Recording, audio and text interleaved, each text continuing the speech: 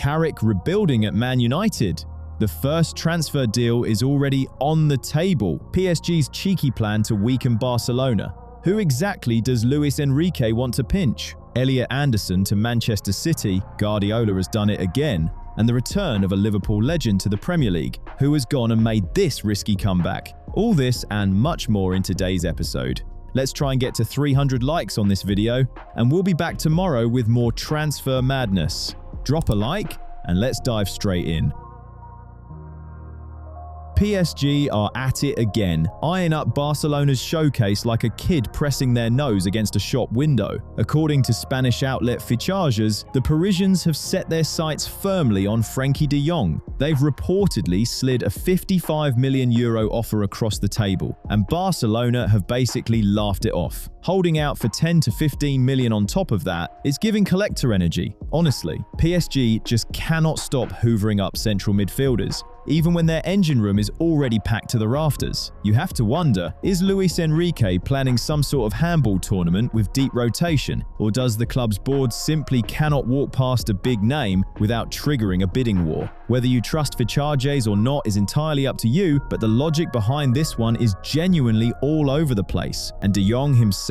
He's a complicated asset. The engine's been spluttering, there's serious mileage on the clock after 6 years, and his availability has resembled a hospital appointment schedule more than a footballer's. Forking out 70 million for a player with that sort of medical history is a dodgy investment at best. One more breakdown and you've essentially bought yourself a very expensive exhibit for the treatment room. Then again, PSG are no strangers to that kind of gamble. Their gallery of risky acquisitions is practically bursting at the seams already. Barcelona, for their part, are right to hold firm. He's at his peak. 3 years left on his deal, a genuine metronome in the middle of the park. Selling now would be like flogging a rare antique at a car boot sale. So here's the question for you watching at home. Is this transfer actually a tactical upgrade, or just another trophy signing for the sporting director's personal collection with a very clear view of the physio room? Marcos Senesi's contract runs out this summer, and what that means is simple. A very tasty free option has just arrived on the market. Liverpool, Chelsea, Tottenham, and even Barcelona are already sniffing around. According to Court Offside, all four have held preliminary talks with the Argentine. Everyone fancies a defender for nothing until they hear what he's actually asking for. Because Senesi is not some young lad happy to prove himself for buttons. He's 28. And he knows this is likely his final big move. He won't just be after a wage, he'll be after a proper payday, the kind you retire on. Let's go through the clubs. Liverpool need cover. Konate still doesn't have a new deal sorted. Senesi is Premier League ready, no settling in period required. But the real question is, do the Reds genuinely need another solid but unremarkable centre-half? Chelsea? Their squad looks like a GP waiting room. Loads of bodies, not a lot of answers. Senesi could bring some composure to the backline, but what composure means at Bournemouth and what it means at Stamford Bridge are completely different worlds, mate. The most baffling one though, Tottenham. Their defence this season has been an absolute sieve. Romero looks to have 1 foot out the door, and now an Argentine centre-back walks in. Honestly, it sounds like the punchline to a joke. But here's the thing, Senesi is nobody's fool. He knows that being a free agent doesn't mean giving it away. It means redirecting those saved transfer fees straight into his own pocket as wages. You might ask, who can afford that? Wrong question entirely. The right question is, who will actually play him every week? Because Senesi is not rotation fodder. He wants to be the main man.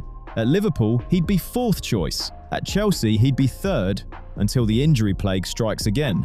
At Spurs, he could walk straight into the first 11. That's exactly why Tottenham look like the most likely destination. A free defender is always a roll of the dice, but if a club gets the motivation right, it could be a genuinely inspired piece of business. Get it wrong, and you're stuck with another high earner warming the bench that nobody can shift. Liam Delap, 2 goals in 32 appearances. Chelsea are staring at that number and quietly losing the plot. According to Team Talk, the Blues have already identified their replacement. and that man is Darwin Nunes, the one who couldn't convert open goals at Liverpool, then packed his bags for Saudi Arabia, where he was essentially put in cold storage. Why? Al Hilal signed Benzema, hit their foreign player limit, and Nunes found himself frozen out of the squad entirely. Now, the Uruguayan is willing to take a serious pay cut just to get back to European football. Chelsea have already had early talks with his camp, but first, they need to offload Delap. And who on earth is queuing up for a striker with 2 league goals to his name this season? No straightforward answer there. There's competition, mind you. Newcastle and Tottenham were both approached about Nunes earlier in the year. But look at Spurs. They've already got Solanke, Richarlison, Kolo Muani, and Tell on the books. And crucially, they have no European football next season. Carrying 5 strikers under that kind of fixture load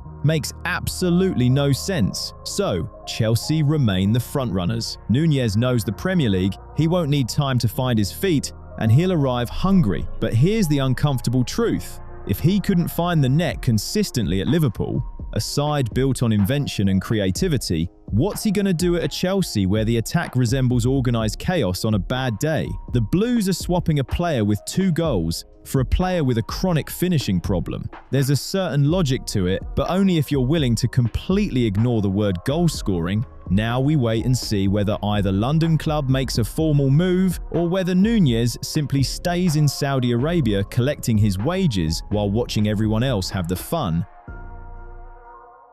Angelo Stiller isn't a household name yet, but Stuttgart have slapped a premium price tag on him all the same, around 65 million euros. Here's where it gets interesting though. There's a release clause written into his contract. Just 40 million. Any club could have snapped their fingers and walked away with him at a knockdown figure. Except it's not quite that simple. Stuttgart have the right to cancel that clause entirely. All it costs them is a 2 million payment directly to Stiller himself. Do that, and the discount evaporates overnight. The asking price shoots straight back up to 65. The logic is blunt. We'll pay the player before we let you rob us. According to Football Daten, 3 serious players have moved into position. Real Madrid, Liverpool, and Manchester United are all hovering near the door. Madrid were keen on Stiller last summer specifically because of Xabi Alonso and that cheap release clause. Alonso knows the lad well, but the moment that clause disappears, Madrid's enthusiasm cools considerably. They're now looking at Enzo Fernandez in parallel, who comes at a completely different price point. And even at 65, Stiller would still represent the more financially sensible route. Manchester United want to overhaul their midfield. They need someone intelligent, no ego, gets on with the job. Stiller fits the profile perfectly. Liverpool are also in the market and could comfortably absorb 65 million without breaking sweat, which is precisely why the English clubs, not Real Madrid, look like the frontrunners right now. Madrid's interest was largely tied to that 40 million clause. That window's shut, and their enthusiasm has gone with it, which raises a fair question. Why would Stuttgart willingly kill the golden clause and risk putting buyers off? Because they're confident demand will drive the price higher regardless, and judging by the current interest, they might well be right. For a top club, 65 million for a composed, press-resistant playmaker isn't an act of faith. It's just sensible recruitment. While the big clubs are busy debating whether Stiller is worth every penny, I'm sitting here solving my own little mystery. Why are my most loyal, smart TV viewers watching more than anyone else, but behaving like the stingiest scouts in the business? Lads, I get it. You're stretched out on the sofa, the telly's massive, and the like button is buried somewhere deep in the interface, requiring actual effort with a remote.